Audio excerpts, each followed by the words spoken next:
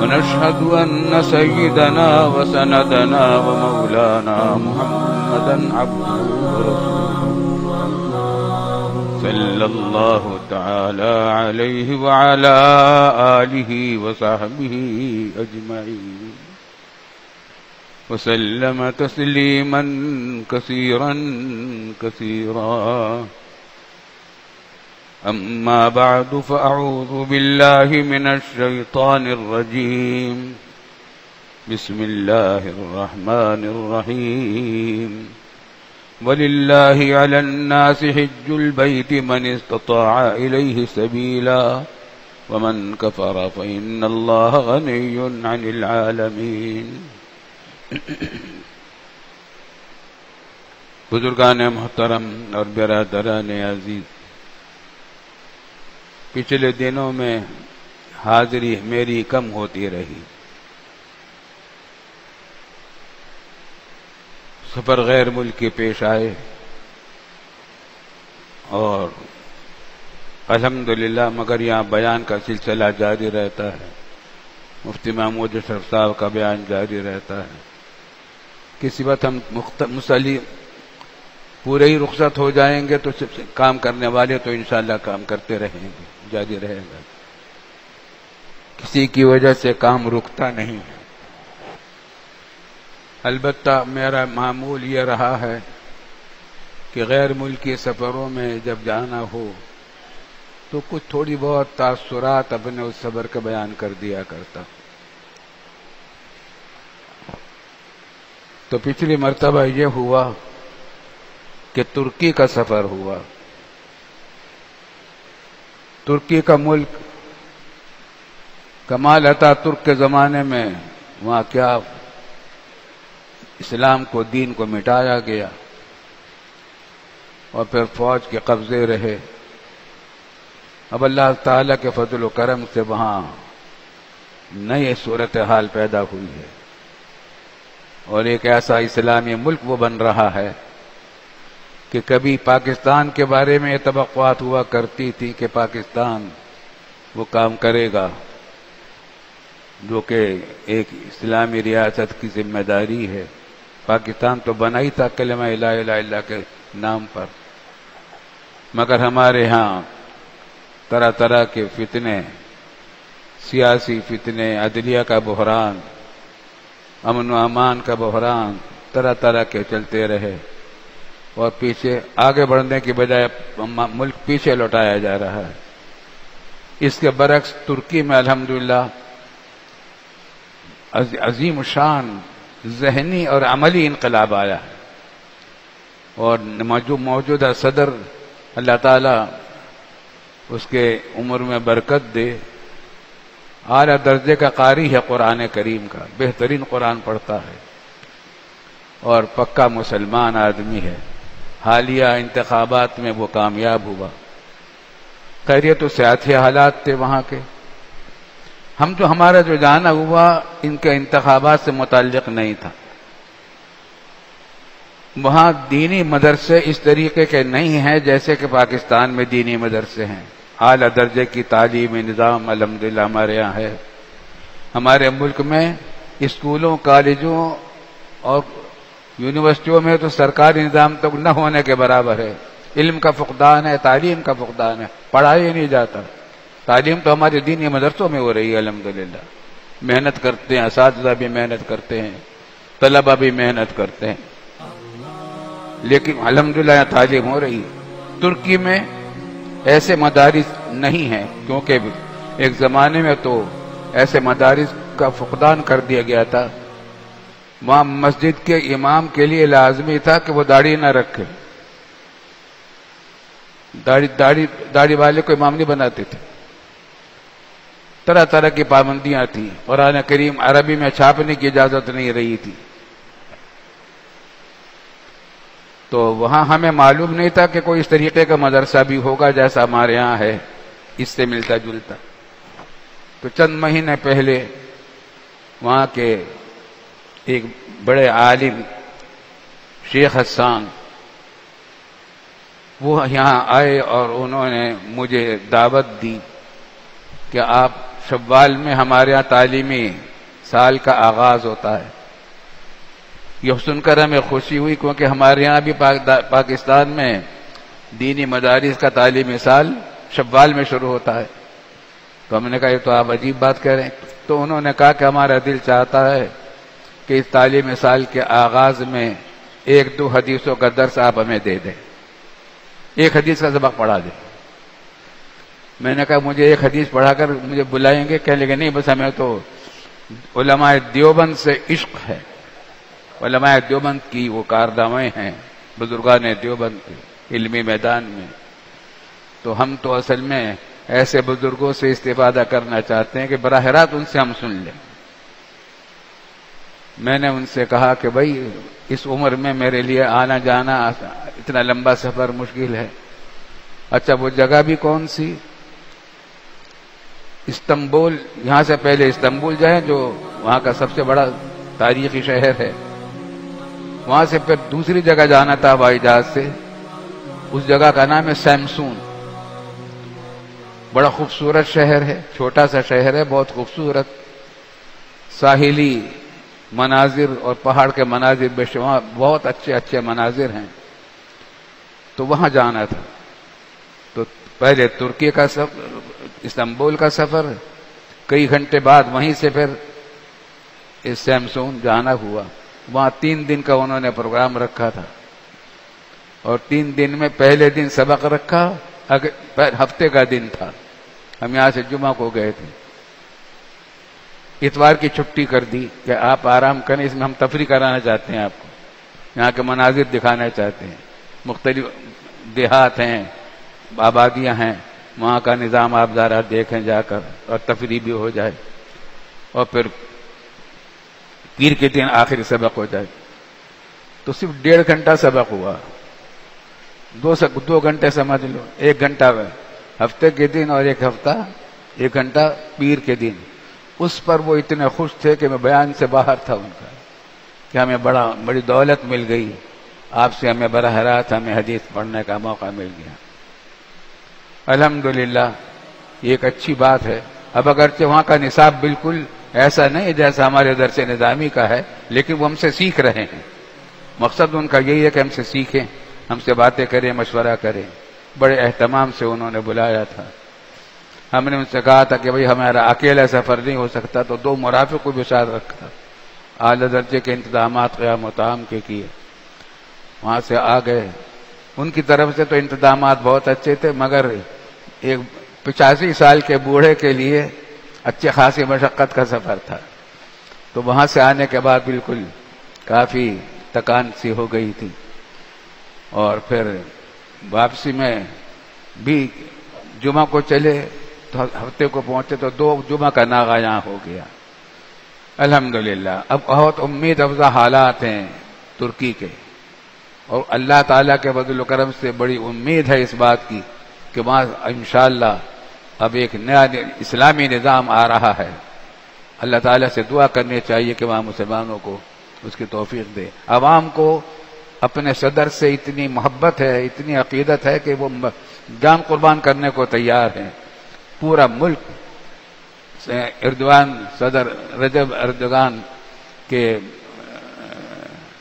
کا عاشق ہے.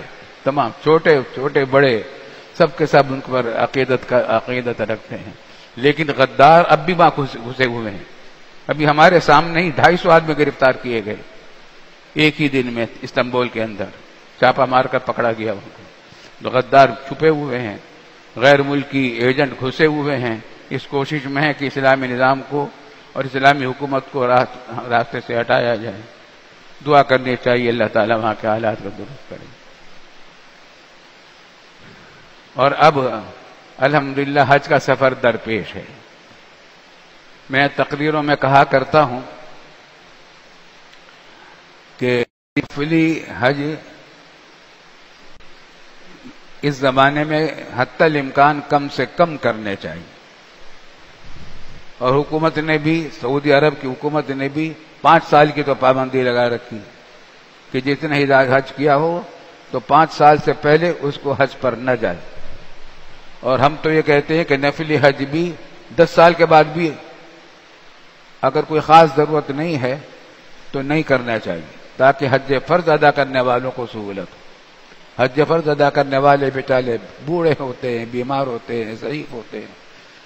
ہمارا اندازہ یہ ہے کہ حج کرنے والوں میں جتنی تعداد حج فرض ادا کرنے والوں کی ہوتی ہے اتنی تعداد نفلی حج ادا کرنے والوں کی ہوتی ہے۔ ہمارے ایک بزرگ عالم دین تھے، شام کے تھے سعودی عرب میں، شیخ عبد الفتاح ابو غدہ، ریاض میں ہوتے تھے وہاں کی یونیورسٹی میں۔ میں نے ان سے کہا کہ آپ تو ہر سال حج کرتے ہوں گے؟ کہنے لگے نہیں، میں حج کو نہیں جاتا، تاکہ حج فرض ادا کرنے والوں کو دشواری نہ ہو۔ تو وہاں کی حکومت نے پابندی لگا رکھی ہے کہ 5 سال سے پہلے نیا حج نہ کیا جائے، لیکن ہمارے پاکستانی اپنا جوہر ہر جگہ دکھا دیتے ہیں۔ پاکستانیوں کے بارے میں پتہ چلا کہ وہ مدینے میں ہوتے ہیں، حکومت کی طرف سے پابندی ہے کہ تم نے 5 سال پہلے حج کیا تھا، اب نہ کرنا، لیکن وہ احرام کے کپڑے کے بغیر انہی سلے ہوئے کپڑوں میں مکہ معظمہ چلے جاتے، جو بالکل حرام ہے۔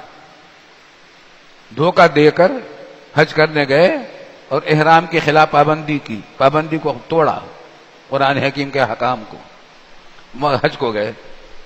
یہ حرکتیں ہمارے پاکستانی بھائی پتہ نہیں کب چھوڑیں گے، اور یہ بدنام کچھ ہوتے ہیں، تھوڑے ہوتے ہیں یہ، مگر پاکستان کو بدنام کرتے ہیں۔ یہاں پر بھی بعض لوگ جھوٹے حلف نامہ کہہ دیتے ہیں کہ ہم نے 5 سال سے زیادہ ہمیں ہو گئے ہیں، اور پھر وہ جاتے ہیں۔ لیکن ہمارا جو حج ہو گیا وہ اس وجہ سے اللہ نے کروا دیا کہ حج کا ایک گروپ ہے، انہوں نے ہم سے کہا کہ آپ ہمارے ساتھ چلیں، اور ہمارے ساتھ ذرا صاف ہوں گے تو حاجیوں کو رہنمائی مل جائے گی، ہمارے گروپ کے حاجیوں کو۔ اس طریقے سے ہم نے وعدہ کر لیا۔ 5 سال ہمیں بھی گزر چکے تھے پچھلے حج کو، اللہ کے بھروسے پر وعدہ کیا ہے، اللہ تعالیٰ آسان فرما دے۔ حج کے بارے میں عرض کروں گا کہ حج کی اہمیت بہت زبردست ہے، ارکان اسلام میں سے ایک عظیم الشان رکن ہے۔ پورا دین اسلام کے 5 رکن ہے۔ بنی الاسلام علی 5، اسلام کی بنیاد 5 چیزوں پر قائم ہے: ایمان، شہادتین لا الہ الا اللہ محمد رسول اللہ، نماز، روزہ، زکوٰۃ، حج۔ یہ 5 ارکان ہیں اسلام کے۔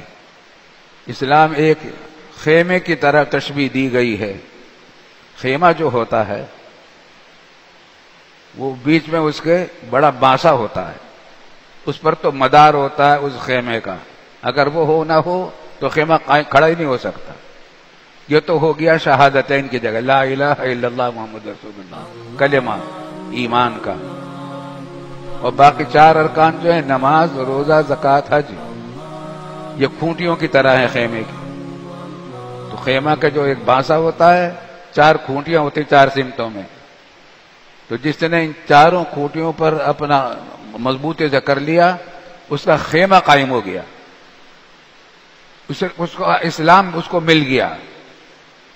لیکن ابھی خیمہ ملا ہے۔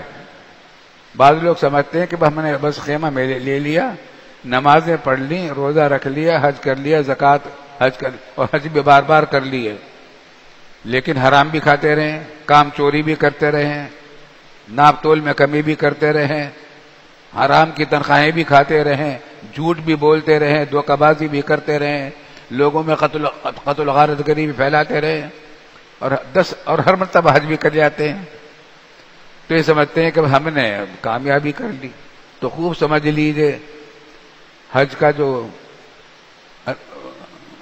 خیمہ جو ہوتا ہے، خیمہ، اگر خیمہ آپ کو مل جائے، 4 کھونٹے آپ نے مضبوطی سے باندھ دیے، بانسا بھی لگا دیا، لیکن اس میں گزارا کر سکتے ہیں آپ؟ لیٹنے کی کوئی جگہ ہے یہاں اس میں آپ کے پاس؟ بیٹھنے کی کوئی جگہ ہے؟ کھانے کی، پینے کی، اور درندے جانوروں سے حفاظت کی، بچھو اور سانپوں کے آمد سے بچنے کی، ان سے بچنے کا کیا سامان ہے؟ اسلام مکمل ہوگا ان تمام چیزوں سے کہ فرائض بھی ادا کیے جائیں، واجبات جو متعلقات ہیں وہ بھی ادا کیے جائیں، حلال کمایا جائے، حلال کھایا جائے، حرام سے بچا جائے، اور سانپ اور بچھو کی طرح حرام پیسہ جو ہوتا ہے سانپ اور بچھو کی طرح اس سے بچا جائے، اور اس کو سجایا جائے۔ آرام دہ بنے گا جب اس کے اندر ضروری سامان رہائش کے ہوں گے۔ اسلام ہمارا پورا جبھی ہوگا جب ہم اسلامی احکام پر عمل کریں، اور حاصل یہ ہے کہ پوری زندگی ہماری اسلامی شریعت کے مطابق ہو، رسول اللہ صلی اللہ علیہ وسلم کی تعلیمات کے مطابق ہو۔ حدیث میں فضیلت آئی ہے حدیث کی بہت زبردست، قرآن کریم میں بھی جگہ جگہ اس کو بیان کیا گیا ہے۔ اور ایک بات یہ ہے کہ جب ایک مرتبہ کسی پر حج فرض ہو جائے، بعد میں اس کے پاس پیسے نہ رہیں یا صحت نہ رہے، دو شرطیں حج فرض ہونے کی، اتنے پیسے ہوں کہ وہاں جا کر آنے جانے کا سارا خرچہ کھانے پینے کا اٹھا سکے، اور دوسری شرط یہ کہ صحت اتنی ہو کہ سفر کر سکے۔ جب یہ دونوں شرطیں ہیں تو حج فرض واجب ہو جاتا ہے، فرض ہو جاتا ہے۔ حدیث میں آتا ہے کہ جب کسی پر حج فرض ہو جائے تو وہ تاخیر نہ کرے، جلدی کرے، کیونکہ پتہ نہیں اگلے سال زندگی رہے گی یا نہیں، زندہ بھی رہے تو پیسہ رہے گا یا نہیں، پیسہ بھی رہا تو صحت بھی رہے گی یا نہیں، اس واسطے جلدی حج کرنا چاہیے، تاخیر نہ کرے۔ لیکن بعض اوقات ایسا ہو جاتا ہے کہ حج فرض سے رہ گیا تو اب اس کے لیے دوسرے حضرات اس کی مدد کر دیں تاکہ وہ حج فرض ادا کر سکے۔ اس لیے بہت سارے لوگ اس معاملے میں مدد بھی کرتے ہیں، بہت سارے لوگوں کو، یہ بھی بڑے اجر و ثواب کا کام ہے الحمدللہ۔ اللہ تعالی آسان فرما دے۔ اور قرآن حکیم میں بھی آتا ہے، حدیث میں بھی آتا ہے، حدیث میں بھی آتا ہے کہ جو شخص حج کر کے لوٹتا ہے تو گناہوں سے ایسا پاک ہو کر لوٹتا ہے جیسے ماں کے پیٹ سے آج ہی پیدا ہوا تھا۔ کیوم ولدتہ امہ وَلِلَّهِ عَلَى النَّاسِ حِجُّ الْبَيْتِ مَنِ اسْتَطَاعَ إِلَيْهِ سَبِيلًا، اور ایک آیت میں فرمایا الحج اشہر معلومات، مہینے کے حج کے متعین مہینے ہیں، فمن فرض فیہن الحج فلا رفث ولا فسوق ولا جدال فی الحج، جس نے اس مہینے میں حج فرض کر لیا یعنی احرام باندھ لیا، احرام باندھنے سے اب بہت سی پابندیاں لگ ہو جاتی ہیں اور اسی ساتھ پھر حج کرنا ضروری ہو جاتا ہے۔ تو جس نے احرام باندھ لیا فمن فرض فیہن الحج فلا رفث ولا فسوق ولا جدال فی الحج، تو وہ بے حیائی کی باتیں نہ کرے، نہ گناہ کا کام کرے، ولا جدال فی الحج، اور جدال بھی نہ کرے، لڑائی جھگڑا بھی نہ کرے۔ خاص طور سے سوچنے کی بات یہ ہے کہ حج کے عمل میں لڑائی جھگڑے کو کیوں خاص طور سے منع کیا؟ روزے کے معاملے میں تو یہ نہیں کہا تھا، نماز کے بارے میں یہ نہیں کہا تھا کہ لڑائی جھگڑا نہ کرے، حج میں بارے میں کہا کہ لڑائی جھگڑا نہ کرے۔ وجہ اس کی یہ ہے کہ سفر حج کا مشقت والا ہوتا ہے، اس میں مشقتیں بہت ہوتی ہیں، محنت بہت ہوتی ہے، سفر ہی سفر، محنت ہی محنت، اور ہم سفر بہت سارے ہوتے ہیں، مزاج کے موافق بھی ہوتے ہیں، ان سے ایک دوسرے کو تکلیف بھی پہنچتی ہے، تو اس کو برداشت کرے، اللہ کے لیے برداشت کرے، لڑائی جھگڑا نہ کرے کہ تم نے میری مرضی کے خلاف کیوں کام کر دیا، اس کے اہتمام کرے۔ اللہ تعالی حج مقبول عطا فرمائے۔ تمام حاجی، آج کل حاجی رواں دواں ہیں، ہر طرف سے قافلے جا رہے ہیں حج کے، پیدل کے راستے سے بھی جا رہے ہیں اور سڑک کے راستے سے بھی جا رہے ہیں، سمندر کے راستے سے بھی جا رہے ہیں، ہواؤں سے اڑ کر بھی جا رہے ہیں، اور بیت اللہ شریف کی کشش پوری دنیا کے مسلمانوں کو اپنی طرف کھینچ رہی ہے، پہنچ رہے ہیں قافلے۔ ان سب قافلوں کے لیے دعا کیجیے، اللہ تعالی ان سب کو حج مقبول عطا فرمائے، زیارت مقبول عطا فرمائے، اور عافیت کے ساتھ، سہولت کے ساتھ ان کو یہ فریضہ انجام دینے کی توفیق عطا فرمائے۔ وآخر دعوانا ان الحمد للہ رب العالمین۔